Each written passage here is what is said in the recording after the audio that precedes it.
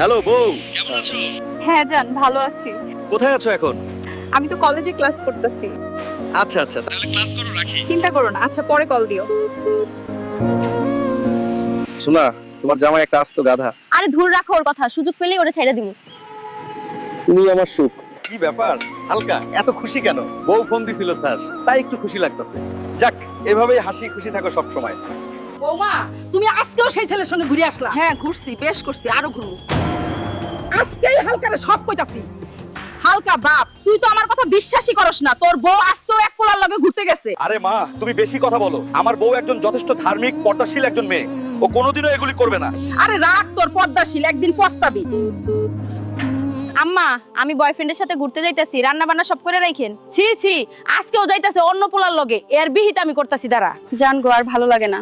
কালকে সকালেই টাকা পয়সা যা আছে সব নিয়ে তোমার কাছে চলে আসবো। তাহলে আমি সকালে অপেক্ষা